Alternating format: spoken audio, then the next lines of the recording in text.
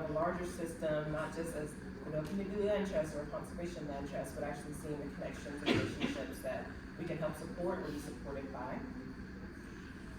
And also receiving some practical tips for navigating some of the challenges associated with conservation work in urban spaces, be it overcoming challenges with zoning or housing or affordability, and seeing how it's not simply, a person just needs land access, but there's a lot more to consider within this process of establishing food justice within our spaces. Because we have a smaller crowd, I think it'd be okay to just ask questions at the end, but if you would like to submit questions via this QR code, or you can use this code as well on UT.com, feel free to do that. But we'll have a time for a question and answer dedicated at the end of the presentation. But first, we wanted to just kind of get to know who's in the crowd. So I'd love to know, please stand up or raise your hand if you are a farmer. Grow food, how about that? Okay. Please stand up and raise your hand if you are a land trust faculty. Okay, wonderful, wonderful. How about those who are in some way, shape, or form connected to a farm service organization? Okay, let's say anyone seeking land access? Yes, okay. That's great. Or maybe you're a landowner that's interested in conservation. Great. So, thanks everybody for just kind of identifying where you fall. Maybe you have some overlap, maybe you're also seeking land access, maybe you're a farmer, maybe you're simply just interested in learning about conservation and how all of that works. So, we're going to describe some of the differences between community land trust, conservation land trust, and just seeing how our work is pretty much very much so connected. First, we'd like to have just some discussion questions. I'd love to kind of actually hear individual group members offer this to the crowd. But what are some elements that a just food system, what must it include? Like two people can raise their hand. Access. People willing to work.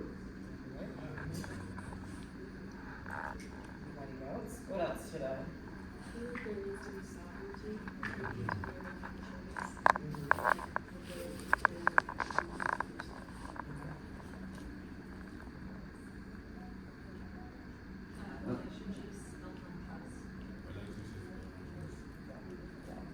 And also people to engage in the system, like from the consumer, especially, like having people really wanting what we grow. You know, having a way to get it that people actually want to eat it instead of something's processed. Okay, second question. What food justice related issues are you all currently actually experiencing or facing in your work, be it as a farmer or be it a land trust faculty member or a farm service organization? What are some of the challenges that you're experiencing? The loss of farmland. That's a big one, yeah.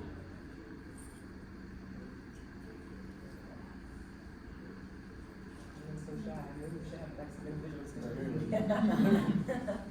Getting access food to places that can use it in a coordinated manner. So getting access. Getting access food to those who need it. That's some coordination. Yeah. Anyone else? No? Okay. Have you all considered conservation as a potential resource? Maybe you don't even know what conservation is. I know when I first started within this space, I had no idea what conservation easements were, or all the kind of legalities associated with land itself, and learning a little bit more about the relationship that people have with land, be it long time or some of the interests that they might have had in even getting into the land trust world. And so, if you have considered conservation before, that's a really good sign, but we're happy to be able to kind of expand on what are some of the ways we can identify where land trusts or community land trusts can fall within getting connected to land. Do you have anything you wanted to add? Well, no, I think we just jump into it. Okay. All right. So the Central Virginia Grant Agrarian Commons, this organization kind of arised out of, you know, the need for different approach to ensuring that folks had access to land. From just a little bit about my story, I didn't grow up in a farming community. I grew up in apartments in the inner city, and so I didn't have like an uncle or a grandmother that had land that I would inherit or that I needed to go talk to start my farm. So as a result, a lot of our experience in the early work of farming was being displaced, right? Starting a farm on some city parcel or somebody's vacant lot, and then, you know, a year, 2 years later, those folks that we had an agreement with deciding that they wanted to do something different with the land, right? And that repeated, you know, experience of having to start over, just, if anybody knows what it takes to start a farm, you know, you need at least 3 years just to get your soil correct, right? And if you're in a space where they're saying, you know, after the second year, you gotta go, you're scrambling to try to figure out how I can even just keep the soil that I've been investing in that space. So, along the way, we've been really interested in how do we address this issue of not having land ownership and land control, right? And then also not having the capital and not really wanting to be in debt trying to purchase land. So what happened, probably 2020, our organization, Happy Naturally, had been making a lot of strides in the food system locally in Central Virginia. We've developed multiple spaces, you know, we've got training programs that have been launched and developed, really heavy into distribution, you know, working with Black farmers within our region, distributing their food in formerly red line neighborhoods. So we kind of made a name for ourselves and kind of had a presence inside of the ecosystem. There was a white woman by the name of Callie Walker who was going around to conferences talking about how she wanted to give her land to Black farmers, right? And it was really one of these crazy, like, so imagine being at a conference and a white person comes up to you and says, hey, you know, I want to give my land to a Black farmer, how do I do that? The question for me was like, well, I mean, I don't know how you do that. You know what I'm saying? You just go pick a random Black person and be like, yo. We were in a workshop by the Agrarian Trust, which is an organization dedicated to removing land from the speculative real estate market and preserving it as farmland. And because of my work in our ecosystem, you know, across sectors, of course, food justice is like my jam, right? Cultural identity, you know, racial justice. But I've also been delving into like affordable housing, and I serve on the board of an organization called the Land Trust. I understood the idea of a nonprofit organization holding land, right? The Agrarian Trust said, hey, we want to make sure that this land can go into Black hands. So I was like, okay, y'all about that life? Y'all really want to get land and put it in Black hands? Call them up, like, what's up, let's go. Callie was in the same workshop, right? And so instead of like her picking a random person to give this land to, we decided to join our efforts together and create a land trust, right? That would hold that 80 acres, and then we would issue long-term leases to individuals in the community that we wanted to. At the same time, this is at the height of the George Floyd rebellion.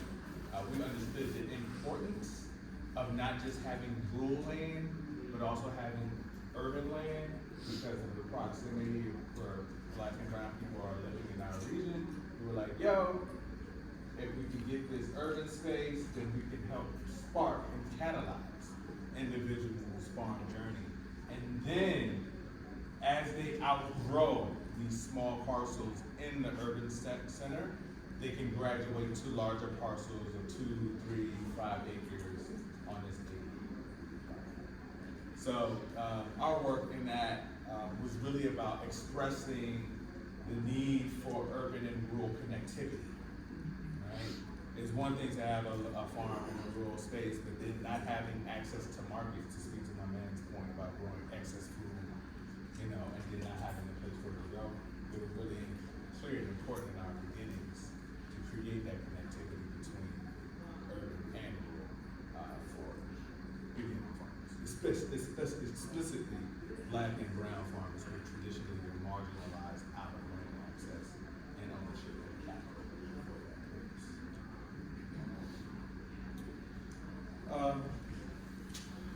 This is a organizational chart, not necessarily relevant to us at this point today. It's still something that we kind of use. The farmers are our board members for our community, right? So instead of there being some board of folks somewhere out in the ether that are not connected to the land in any relevant way, the people that are serving on the leadership of our community land trust are the stewards of the land, right? The Agrarian Trust, as a partnering white-led organization with access to wealth and access and proximity to resources, has helped us in the legal work that is necessary for, you know, land transfer, land ownership.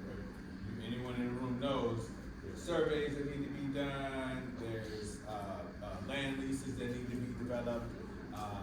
You know, there's a lot of work that goes behind the scenes when it comes to being a landowner, right? So we've been very blessed to have them in our ecosystem. But then also when it came to fundraising, right, because of their proximity to whiteness and their relative relationship to wealth, they've been it's been a very strategic relationship for us to be able to have our work highlighted by a white-led organization that has connections to like Patagonia, right? Like I don't have that, right? As a black organization.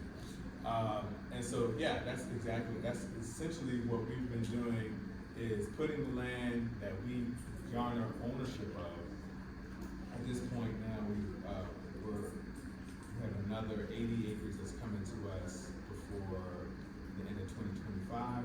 So we'll have 160 acres in the land, in the land trust, and that land will be used explicitly to parcel out 99-year leases to farmers that are coming onto our land, but that are aspiring to start their farm journey, and giving them a floor, right? They can then grow out of that and go into a larger parcel of property, and most importantly, develop their relationship with the USDA, FSA, right? Get their farm number, you know, develop their track record of doing this work so they can access different programs. I also just wanted to highlight from this slide, you see all the different people that are involved with this and organizations, and just reiterating the point that it's truly with partnerships that people are able to bring something from ideation or, you know, a meeting at a conference and actually bringing it to a point where there are people who have actual access to land. And it's something that going from accessing land is like one of the bigger hurdles in the beginning, and then being able to move from that, in our case with TLC and our organization, with our program, which I'll describe later, about ownership opportunities, seeing how these individual steps require relationships and other stakeholders within the process. But I also just wanted to highlight kind of a little bit of a difference between community land trusts and conservation land trusts, and that conservation land trusts are primarily historically focused on the more natural elements of land, be it the habitat, water, conserving land for those sake, which is a good thing. They're very good things. That, you know, having access to green space allows for people to continue to grow food. But with the community land trusts, they're a little bit different in that they're founded with people as like that first primary focus, be it offering opportunities for affordable housing or being able to just simply, own land collectively, and it not being more of an individual kind of understanding of how we're going to relate with land. The community land trust model is a Black liberation strategy, right? Charles and Shirley Sherrod were the founders of an organization called New Communities Incorporated. Their iteration of what a community land Trust is the first community land trust in the United States, right? Charles Sherrod was a field secretary for the Student Nonviolent Coordinating Committee, actually from Surrey, Virginia, out of Central Virginia. Moved down to Georgia where he met Shirley Sherrod, and worked with those farmers to get black and brown people, access to the vote, right? When freedom riders go down into the South, who they're staying with black farmers, right? But in the aftermath of the Civil Rights Act passing and Voting Rights Act passing, we know that there was repercussions and consequences for those black farmers, right? So Charles was like, yo, we need to figure out a way to protect land explicitly for black and brown people, so not only for farming, but also for housing. So New Communities Inc. was created in that regard.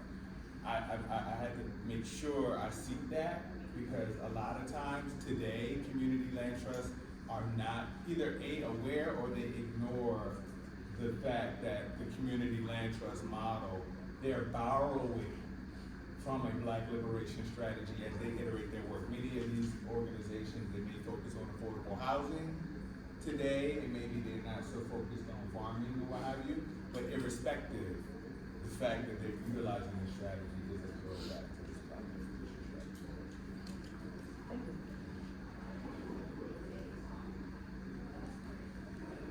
Okay, so just provide some context on Triangle and Conservancy. There are multiple land trusts within, land trusts in general, conservation ones are very regional, unless you are a federal land trust. There are multiple land trusts within North Carolina, and you can actually find your local land trusts by searching "find a land trust" in Google, and the first thing you should most likely see is through Land Trust Alliance. And that'll actually help you identify where is the local land trust that services my area. How can I get connected with them so that we can begin this process of figuring out land access, potentially land ownership, and in general being able to address some of those disparities of people who have been able to enjoy, engage, and benefit from conservation. But you can see within this particular area, TLC works within, I don't get lined up, these counties right here, doing different projects related to conservation, be it for habitat or people. And we are an accredited land trust that is essentially a rigorous process that land trusts follow to say we meet certain guidelines, and it gives us good credit.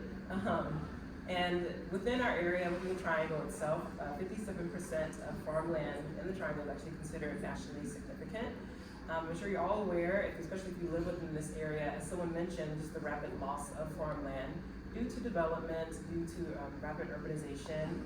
There are many people. I was actually just talking to a person. I was on a mountain the other day, Okmulgee Mountain in Hillsborough, if you ever want to go there. It's beautiful around this time. And I met some people, and they moved from Chicago, and they spoke about even within the past 20 or something years that they've been here, they've seen rapid development.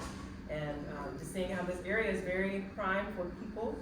Many people are interested in coming here, but also results in a lot of urbanization that's kind of going out of control.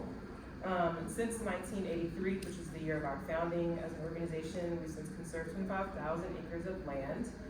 Some of this is through us acquiring and becoming the owners of properties, or working with existing landowners and supporting them with conservation easements, which I'll describe what those are very shortly, because there's a little bit of a difference in understanding it.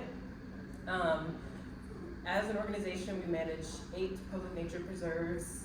They're available for people to do mountain biking. 2 of them actually feature opportunities to do mountain biking. And then there's many trails on these preserves as well. Some of them are within this area, so I encourage you to check out some of those nature preserves too.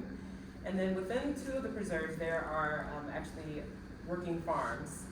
One of them is in Wake County. It's on our Williamson Preserve. That land, there's actually land available for lease. So we're currently looking for an annual vegetable farmer, I'm pretty sure. But I will give some more contact information about how to go about getting connected with that. And then there's another organization called Transplanting Traditions. This one's in Orange County in Chapel Hill. They're a nonprofit of refugee farmers, many of them being Karen in ethnicity. And they grow culturally relevant foods and provide it to the local community through CSAs. But with conservation easements, I'll explain really quickly.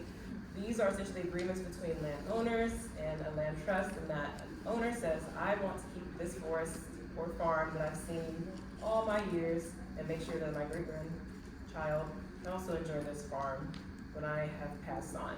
And so they can actually work with the land trust to maintain their ownership of the property, but they let go of some of the rights to that land, including subdivision and limitations on some of the amount of development that can happen on the property. And they get huge tax benefits. There are benefits for doing conservation. Beyond just simply enjoying the natural elements of it, there are financial benefits that are associated with conservation easements. Right. And the world of conservation in general that we'll recognize here today. Many people, especially BIPOC communities, historically have not been able to benefit from those financial benefits associated with it because of lack of land retention and access over the years. Exactly, and right now is a really good chance to change that. Because I think probably everybody in this room thinks about the conservation aspect is in protecting the land.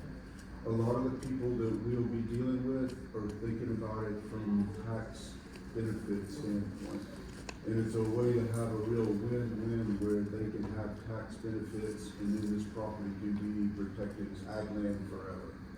It's a win-win all the way around for everybody, but for a lot of the people we'll be talking to, the language of tax benefits is what will be motivating to them as well as saving the land. Yeah, especially for the existing landowners. So I manage a program at TLC called the Good Ground Initiative. Very quickly, just kind of breezing through what it is about, is using conservation strategically in a way that we're creating land ownership opportunities for underserved, BIPOC farmers, land stewards, I'll say land stewards, mostly farmers. And the goal of this, it kind of came out of recognition of some of the challenges or disparities that we've noticed within our area, within our own 41-year history as an organization, including, as we mentioned earlier, the rapid loss of farmland, to urbanization, to development. It says here that 731 acres of land, agricultural land, were developed between just 2001 and 2016. And it makes sense because that agricultural land is the easiest to convert. Clearing a forest takes time. I mean, people have money to be able to do those things, but a farm is much easier to convert than forest. There are historic inequities in land ownership and retention. In 1920, I'm sure people have seen these numbers before, but Black farmers own 14% of American farms, and now they account for 1.3% of the country's producers. There's the high cost of land as more land is taken out of production and people are able to buy it with lots of capital.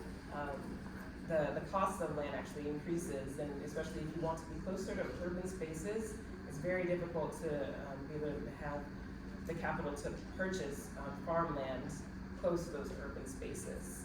And the triangle land values are often at a minimum $15,000 per acre, depending on which county you're actively producing in, which prevents many new and beginning farmers and producers from being able to do what they are wanting to do. And then there's also lack of direct pathways from education about farming to land ownership. So I'll say that we as an organization aren't teaching or offering technical assistance for people who want to know how to farm. However, we do have an asset, and that actually is land. And so what are some of the ways that we can take advantage of our partnerships to connect ourselves from people getting educated to actually being able to own land? And that's by actually turning our organizational resources, power, connections into equitable land distribution with end goal being ownership. Like many things that happened before that, the goal is ownership. So I'm gonna kind of jump a little bit ahead in terms of our specific organization that we worked with to accomplish this, and then I'll go back to explaining how it happened. So Urban Community Agronomics, I think they might be on the farm tour for this particular conference this weekend. But you can for short, I'll just read this pretty quickly. It cultivates empowered communities through sustainable agriculture, education, and environmental stewardship to combat food insecurity, foster self-sufficiency, and create a brighter, sustainable future. This nonprofit was started by Ms. Delphine Sellers and her sister, Ms. Lucille. They're both Black sisters who founded the organization with the goal of going against food insecurity and empowering people to learn how to grow their own food. Beyond just simply going to being able to just buy food, how can we empower a person to know how to grow it and therefore experience some of the things that people mentioned earlier about sovereignty and the knowledge being able to know from start to finish how that food is actually grown. That relationship began, well, Ms. Delphine was actually one of our board members, and as she was beginning to retire, she established her organization, You Can, and was looking initially for land access. And after through many researching and looking, she contacted us to learn about different opportunities that we could offer, since I mentioned earlier that we have land and that is our asset. And so through investigating, we offered what was then called Snow Hill 4, because this land itself is actually part of historic Stagfield Plantation, which is the largest plantation in the Southeast. And I'm just gonna tell exactly what she told us when she presents with us. She said that she went onto this land and she's like, it's perfect. There was not much there. The land had definitely grown into disrepair. There's many buildings that typically, conservation land trusts especially, we don't really enjoy buildings because they require management as opposed to a forest, a little bit, you can let the forest grow. But yeah, she got out there and she saw that the land was the place that she wanted to be and establish her organization. And simply, as I mentioned earlier, getting access. And so beginning in 2017, there was a memorandum of understanding, or MOU, signed with our executive director and Ms. Delphine to grant access so that they can begin to establish garden beds and be able to grow. And so they originally just, I think they went out there with just chainsaws and stuff, trying to clear some of the land, and they learned about how much work it's gonna be from start to finish, and so that's kind of how that relationship began. But I'll tell more later. Oh, okay. So yeah, a little context and history for us. I already spoke a little bit about this. In our ecosystem, we would train folks, specifically on how to grow food. But then folks would come out of the training and then wouldn't have nowhere to grow food. So this work really evolved as a response to the fact that, you can't just be dangling a carrot in front of people's face saying, yeah, you can grow all this food and you can improve the health of your community, and then nobody has anywhere to actually do it. Or we send them right out to the wolves to be displaced, to start a farm, end up losing the land to a developer or a shady landholder that's like, yeah, in the beginning it's cool, you can start your farm, and then a year later they're like, okay, well now we need, $600 a month for your farm. So the roots of this is really how do we protect beginning Black and brown farmers. Also, I got into this work because of my relationship with Black farmers. Like when I first started growing food, I really was an aggregator. I started as, we started doing this festival. Happening actually starts as a festival. Black farmers show up, start doing vending, bringing value-added products, bringing their produce to the festival, and they start being my OGs. Like they're calling me, asking me questions, talking about this conversation about food insecurity. Right? I think the most poignant question that I was asked was probably when I was 25. I'm 44 now, but one of my OGs, Bernard Turner, he asked me, "What do you do if the grocery store is closed?" And I'm 25, and I'm like, I don't know what I would do, you know what I mean? And so, but Bernard is a rural farmer, right? He's been growing, since he was probably younger than me. He's like 65 now. And so his perspective is like, the city is a failed concept. It's actually bad for us, right? And where everybody needs to get out of urban areas and become agrarian. I have a lot more compassion for the city, because I got I grew up in the city. I got family in the city. I don't think that everybody's gonna leave the city. But just to be, frank and realistic. So, trying to hold space for both of these things to happen, right? That people can get bit out of and become more acclimated to an agrarian lifestyle, even if you're in an urban space, that you can respect and appreciate the need for land. But the biggest challenge has been, again, right? Nobody has the money to go buy, 30 acres, 40 acres of land in rural communities if you grew up in a, food desert, right? That's not something that's happening right now. This last bullet point, while I say it, the formal structure for the Central Virginia Agrarian Commons was originally envisioned to be a 501c2. We shifted, okay, so I don't know, a lot of y'all, let me stop expecting you all to understand nonprofit philanthropic speak. Okay, so, the IRS has tax codes and 501c3, 501c2, 501c3, these are all different types of nonprofit organizations, okay? The 501c2 is like it's like if I have a parent company, it would be like a subset of my parent company, but it's still a nonprofit. So I have one nonprofit, like the 501c3. The 501c2 would be like a child company underneath that larger organization. The 501c2 ideally can't really fundraise. The 501c3 can, right? So in this context, for the land trust, we originally envisioned that our organization would be underneath the agrarian trust. Okay, follow me, right? This is important. We envisioned that in the beginning because we were like, all right, we don't really know what the hell we're doing. When we about to start this thing, we need support, right? And we were very trepidatious about how the nonprofit industrial complex creates money grabs and trying to figure out how do we keep people honest in this very important work of land control and access, because they're not making no more land, y'all. And once this land comes underneath our fold, there's a real worry. It's a risk that organizations of people might join wars, and eventually, like, your original vision for what you want to do can get corrupted by greed. This is human stuff. Really, like, irrespective of whatever social good people say they want to do in nonprofit spaces, people are greedy and people have issues. People bring human stuff to this nonprofit space, okay?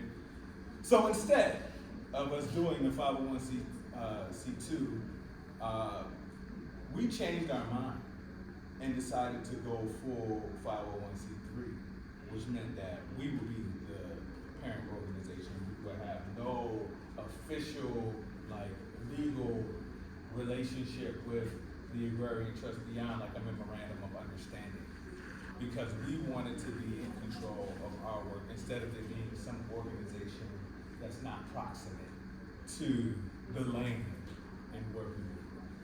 Okay. That might be a good idea for other organizations. Well, let me say this. Black and brown organizations have to have control of their destiny.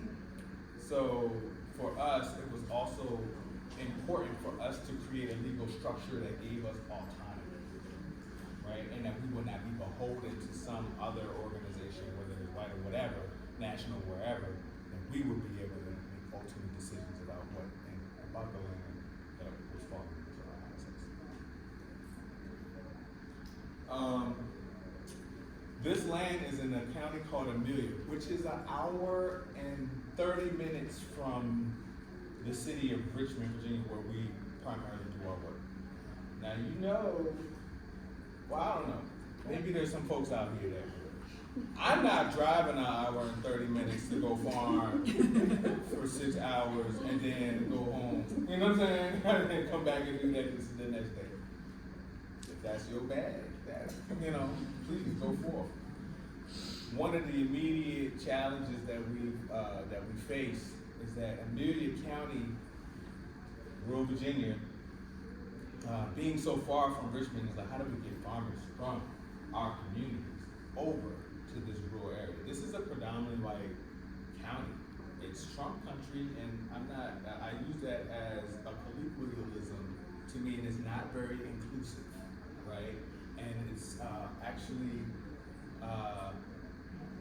scary for me as a black person. Like, I don't want my car to break down in Amelia County after dark, right? If I'm on that road and I run out of gas, it's like a horror movie for me, right?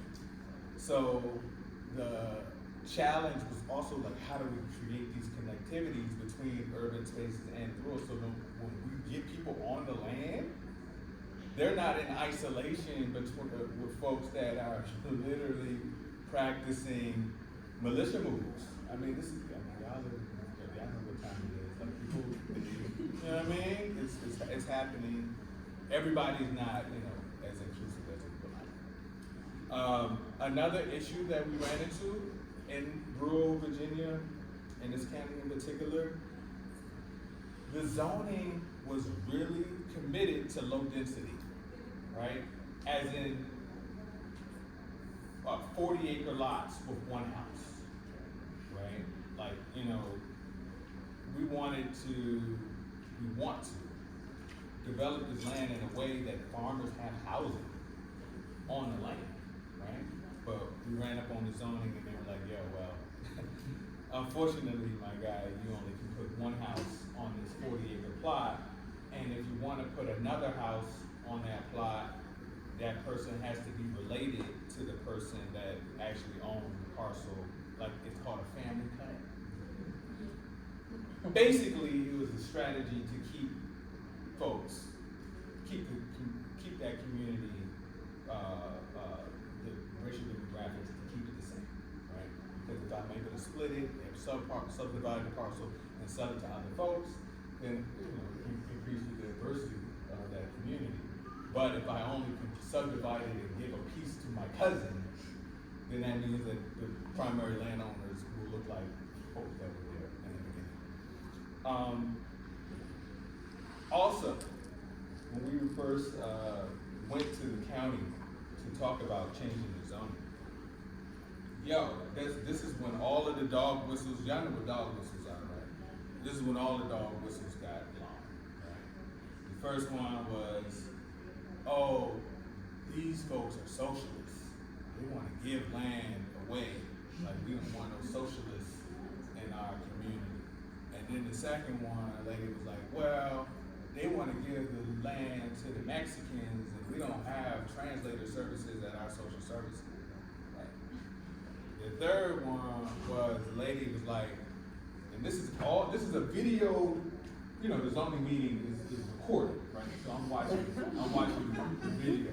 The lady's like, I like to know who my neighbors are. Mind you, remember, you have a 40-acre plot. And she's like, well, I want to be able to walk down my block and not be afraid of people in my neighborhood. I'm like, well, first of all, there ain't no sidewalks in Amelia County, right? So where if you got a 40-acre plot, usually the house is in the back. Where you walking? Ain't no corner stores down the street, you know what I'm saying? Nothing like that. So, all of these things came up. It was like a long line. These 30, 40 people that came to speak out against the proposed zoning change for the parcel. And so that's when we were like, okay, we're gonna have to be strategic in how we maneuver this land and create the housing opportunities for the folks that will be on it. This is a drone image, so what you're looking at is probably 3/4 of the land. It's 30, 40 acres that's wooded, right? and the remaining 35 acres is flat and open. So that culvert, this little area here, like that's the area that we're going to be building a retreat center, right? This is how we getting around, you know, the low density situation, right? So we're aspiring to build a space that will serve as an educational space, but will have dormitories, right? Where individuals can have short-term stay, long-term stay, and at the same time, as we parcel out the farms, now you got a place to live, and it's an income generator because people are coming to learn, even those folks that are like, I just want to get a taste of what homesteading looks like for the weekend. You know, we got them all over on all the Airbnbs now, right? You can come over, spend the weekend, you know, do that test drive, and then go home. And then we're also building a series of cabins on the space as well that will also serve as like short-term stays. So this is the way that we had to kind of get around, and the question became, how do you get the collateral, the capital? Because it's one thing to own the land and have like 80 acres, and it's a whole nother thing about doing a $500,000 bill. So where we landed was using conservation easements, not in the sense of just the tax incentives, but the actual easement itself having a monetary value, okay? And so, I don't know if you're gonna talk about that, but I'm gonna talk about that real quick, and then we'll jump over to the next thing. Yeah, so,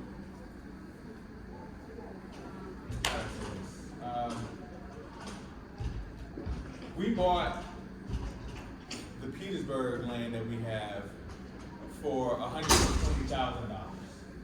Okay, 5 acres in the outskirts of Petersburg, Virginia, which is 30 minutes from here. The land itself had a developable value. All right, this is a key term. What is the developable value of the land? The developable value was $275,000. Okay.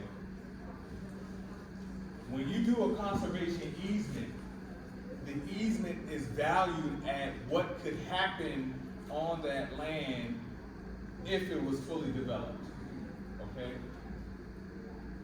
Now, the organization that purchases the easement is giving that, or your organization, or your family, or whoever, the body that owns the land, that money as a transaction. This is not a grant, you know what I mean? This is like, okay, you're selling me your right to develop this parcel, right?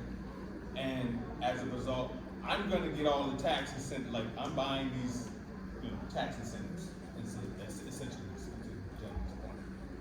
But what I get in return is this 6-figure, for example, in Petersburg, 275. Now, what am I giving up?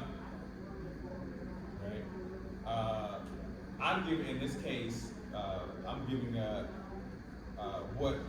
up the future ability to transform this farm into parking lot, Wawa, gas station, or a bunch of houses, right? Which is, for me, is fine, because my goal is to make sure that people have access to farmland forever, right? So this is an important note to make, is that when you do a conservation easement, typically this is a move that will follow that land, that this is a move that will impact that land in perpetuity.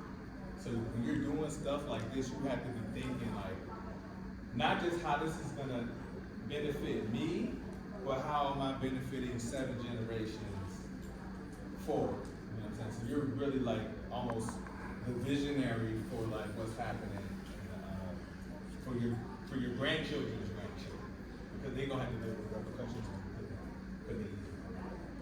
But the hack, you don't have to put the easement on the entire parcel. Okay? So, for example, you're looking at this particular area. We're gonna develop this little tract here. That's maybe about 4 or 5 acres, right? Out of the 80. So we're gonna leave that out of the easement and put the rest under the conservation easement, which allows us to access the capital to then go invest in the building. Does that make sense? That's the plan, right?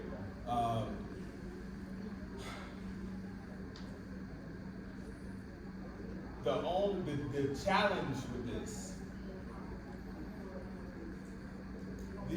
there's a muscle memory with doing conservation work. Right? Organizations that have historically done this, like they understand the play, they've been in the work, they've been in the space, they've done it multiple times. Black and brown organizations, hey, yeah, this is like, oh, I'm bending in a way I never knew I didn't know that organizations could do this. Right? Think about all the families that are dealing with like air property and challenges with like, somebody forcing a sale on 300 acres of land. If they knew about conservation easements, that stuff could have been quelched way before, you know what I'm saying? Because the family could have taken that contention around who was paying the taxes or what have you, and then, use that to invest in their family as a whole, and move the land into protection as their grandparents originally envisioned, right? And the other piece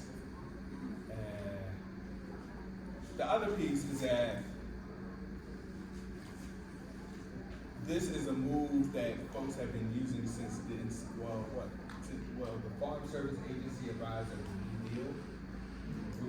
We get the Farm Service Agency as an institution during the New Deal.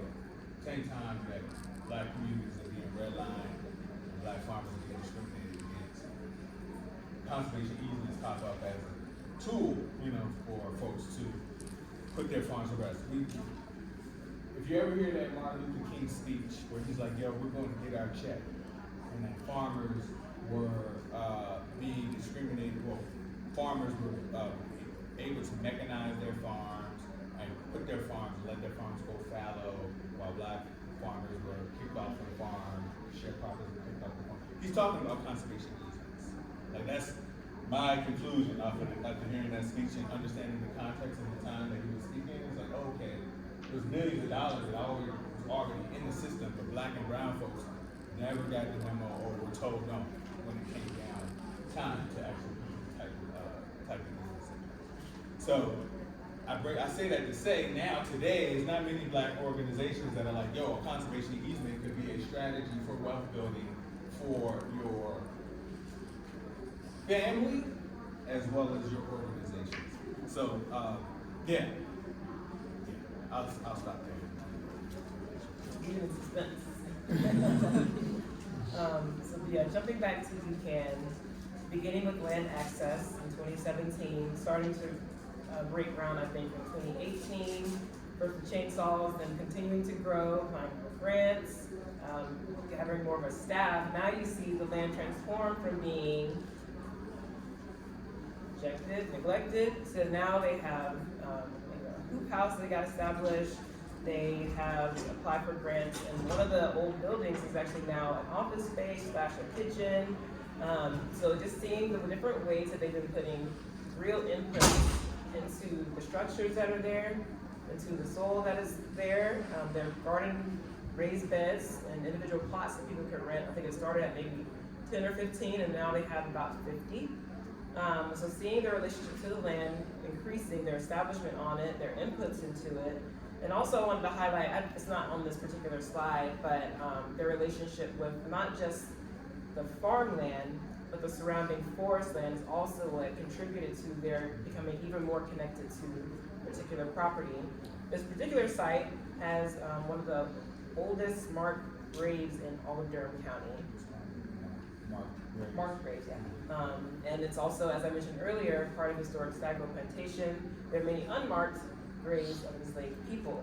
And so seeing the relationship, not just with farmland, but also with the forest and the ability to do birding or walks and trails and getting connected to the history of the land is really what transformed them from simply just wanting access to now actually wanting ownership. Which understandably so, you put in a lot of inputs into this land. As I mentioned earlier, we as an organization decided we don't want them there anymore. There would be no real consequences or anything that they could do to kind of fight back against that because we were the landowners. But you can see over time they put more and more emphasis into this land. And talking about food justice, as their programs started to expand, they have food distributions that happen monthly. They have youth programs bringing out, middle school, high school, honestly just anybody K through 12, I guess, to the land to learn more about growing their food. There's community garden beds that I mentioned earlier, and there's also Build Black. So all these different programs established in food security, food justice, and yet they didn't own the land. And over time, that became more and more of an issue as they experienced land insecurity, and also even their own supporters and members are like, "Oh, this is great work that you're doing. Who owns this land?" Children would even ask that. I wasn't even thinking about that when I was a child, but people would ask, "Who owns this land?" There were challenges of zoning. There were challenges of them kind of falling with particular county lines, or not county lines, but city versus more rural spaces. So there's these different challenges, and they'd always have to come to TLC for approval of things.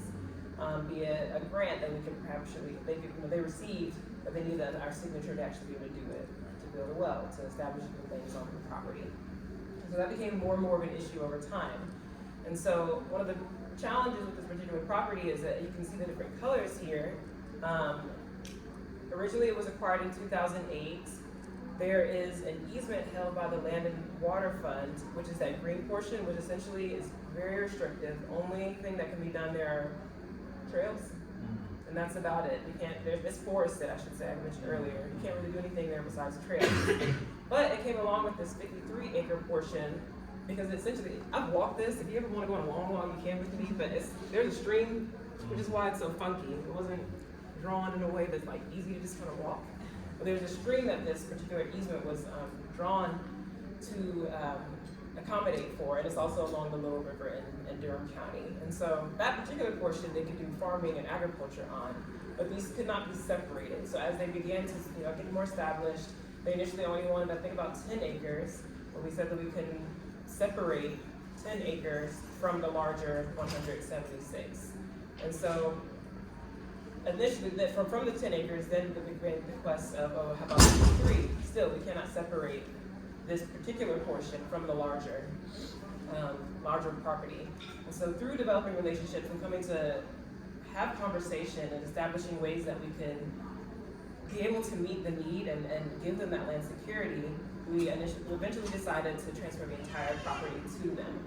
And so that's kind of actually what the Ground Initiative is using our resources, like I mentioned earlier, as well as community collaboration, partnerships, to create that land ownership opportunity. Ownership being the end goal, so that there's that security, there's the ability to build wealth, there's the ability to not have to ask for our permission to do things.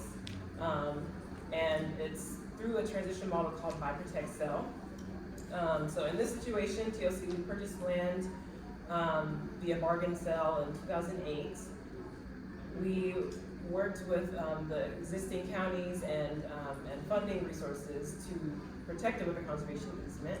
That 53-acre portion it didn't actually have an easement on it yet until we eventually transferred it to them. And then we were able to actually transfer this to them for $0 because they are also a nonprofit, and in light of all of their inputs in the land, that you can't really quantify that. They've been out there for many years. They already have established building and spacing that they improved, and we can't really figure out how they can quantify, not even just the buildings, but their soil inputs as well. So you can see in 2023, just more and more growth, more and more connection to the community, and then in January of this year, we actually transferred ownership to them. So then they're the owners of the 176 acres in Durham County. And then just like a quick, what I wanted to highlight for this particular program is just the necessity of connections to people beyond just our own staff members. So we have our Good Ground Committee, which they represent different people within the community, farmers themselves. There's a person who is within North Carolina Department of Agriculture, so he has that experience and different programs to highlight people. Attorneys are very helpful, especially those involved with like animal intervention projects, just to kind of consider all the different details and things that perhaps we wouldn't even think about when engaging BIPOC communities in land or thinking about farmers. I'm not a farmer myself, I like buying farm food. So, one of the things that I don't have the perspective of being aware of that these other community groups can highlight for us. Now back to you, all the suspense. Oh, yeah, so, let me figure out the land plan. Yeah. The Amelia property, we haven't done our easement on it yet. Right? We're still kind of closing up shop on the easement we did on the Petersburg Oasis Community Farm. That was the 5 acres that we bought, right? Again, we bought that for 120. Our vision for that property, I'll show you in a second, was for 4 of the 5 acres to live in this easement, okay? And that we would keep 1 acre out explicitly to develop housing, right? So, we applied for the easement through an organization in our region. There's a quasi-governmental organization that does purchase easements. It's called the Virginia Outdoor Foundation. I'm not sure if there's a comparable organization to that here in North Carolina or not, but essentially the Virginia Outdoor Foundation takes a percentage of every deed and title transfer that happens in the state of Virginia, and then uses that money to protect open space, irrespective of its being wildlife habitat, recreational, historic, agricultural, like they go for whatever, as long as it's open space. So they granted us the pledge for $275,000 for the easement. That space is in the city, is literally on the outskirts of the city, flat land. I'll show it to you in a second. This is an old picture. This is when we first got it. So what happened is that I used to work in Petersburg. I used to work for Virginia State University. And while I was there, I helped them develop an indoor farm, old recreation center. We turned it into like this vertical farm, aquaponics, solar on the roof type situation. And there's a gentleman in the community named Tyrone Cherry. Tyrone came over and met with me and just kind of like was fascinated by what we were doing. And he was already doing like raised beds and helping people grow food in their front yards and things like that. So we've had a relationship for about 10 years. I know him for about 10 years. He took my training program, and was out here landing, just trying to figure out how he was going to be access this. When the Agrarian Trust showed up to help facilitate the transfer of the 80 acres to the Community Land Trust, at the same time, we was like, yo, y'all need to help us buy some urban land, right? And I told Tyrone, I said, Tyrone, I know that there's a farm in Petersburg that's vacant, let's go for it. And so we both combined our stories and narratives in order to get this piece of property. Now, this is where it gets funky. This is full transparency moment, right? We've been navigating this easement for 2 years now, right? The level of complexity of navigating how to put an easement, because it's a legal binding document, right? And it would be simple if it was just between us, the landowner, and the people buying the easement. But there's a third party, and that's the municipal government, right? So the county or city that you're trying to do your easement in, they gotta be a part of the conversation as well, because they ultimately would be the one that's like enforcing or helping to enforce the easement. right? It's like, they gotta sign off on it. In Petersburg, unfortunately, Petersburg is a very challenged municipality.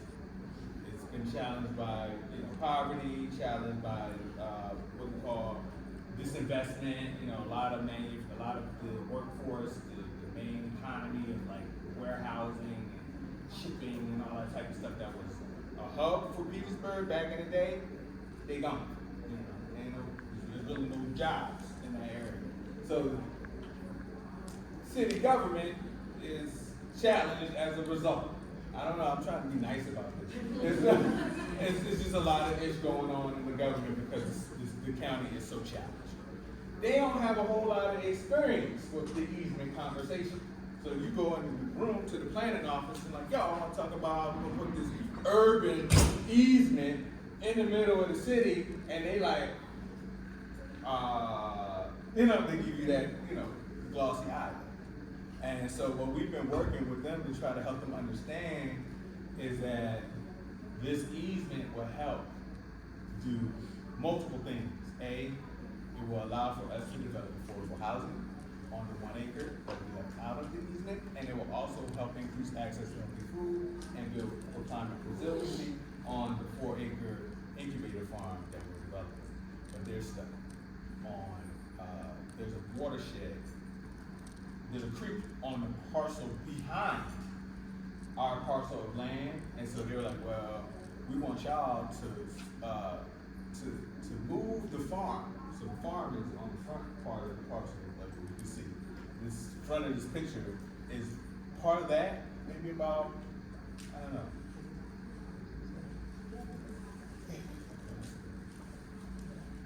That's a better picture. So in the back, you see that the little tree line in the back.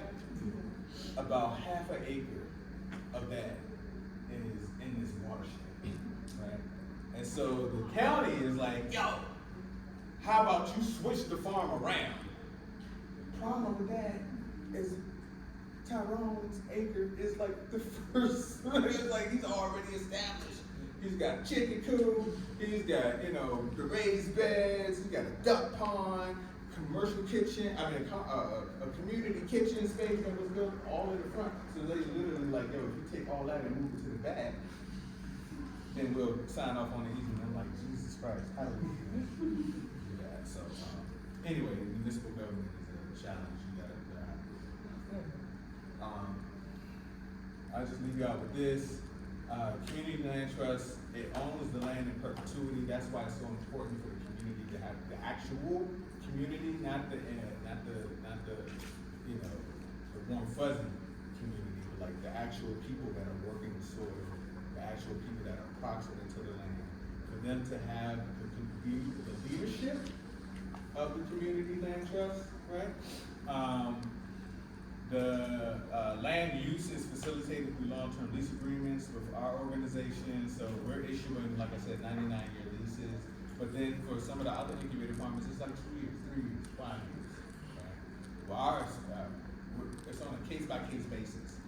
And really, we're hoping like Tyrone is going to be the primary 99-year lease person on the Petersburg Oasis. And all the other farmers, like they'll come and they go over to the larger piece of land.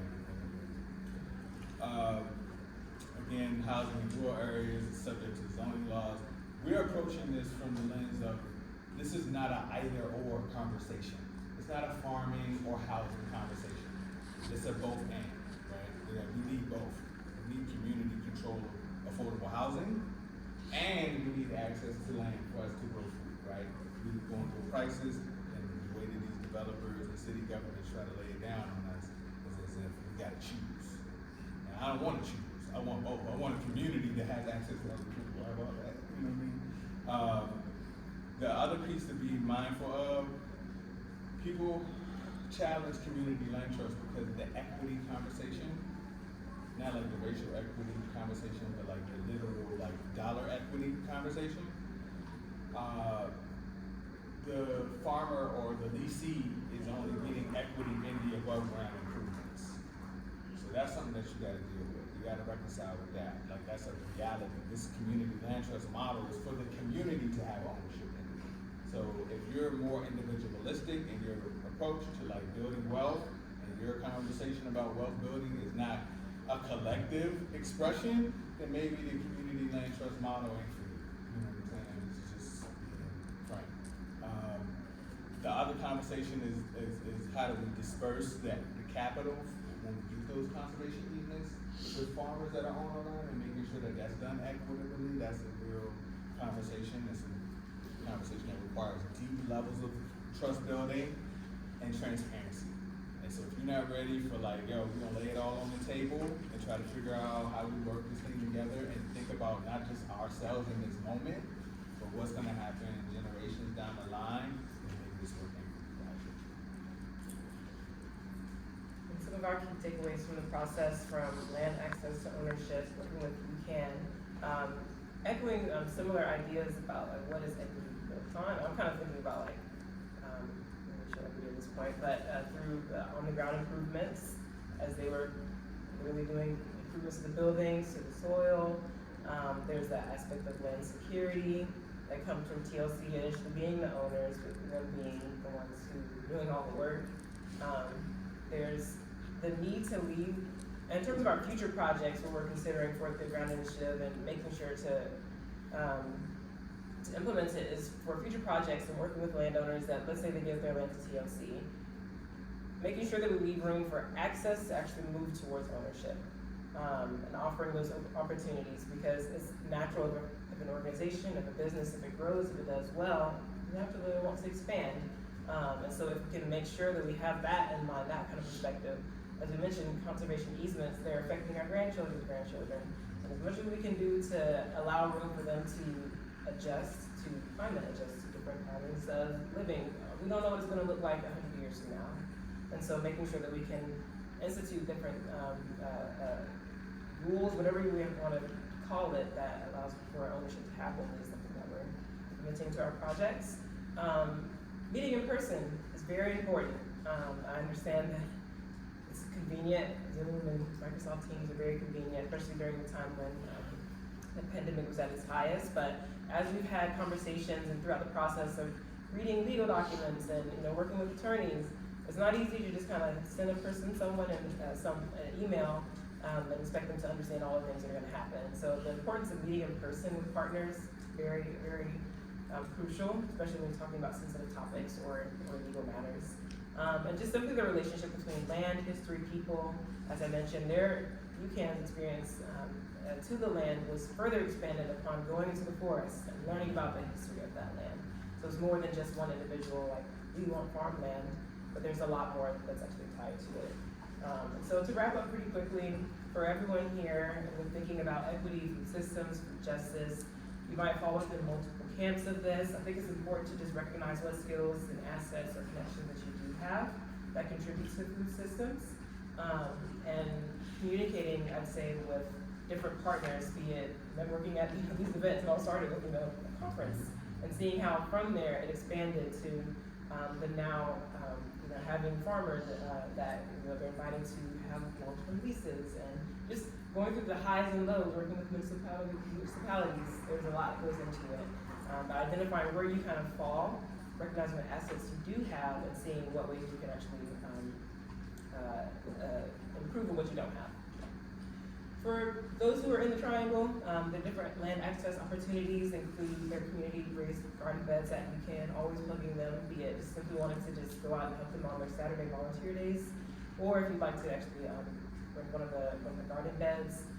As I mentioned earlier, there is on one of our nature preserves, there's some land that we're requesting proposals for those who are seeking opportunities for owning and wanting to work with the Great Brown Initiative. We have a land seekers interest form on our website. And if you're not even in this area, like I mentioned earlier, there's the Find the Land Trust. So working and putting pressure on those land trusts to consider ways that they can use their resources and assets to create more of these opportunities in their area. So actually, this is like right on time. Not much time for Q&A. I said we are at time, but it's just lunch break, so if you guys want to stay, you don't have to rush out, and if y'all want to take questions, feel free. I just want to let everybody know there's another session tomorrow.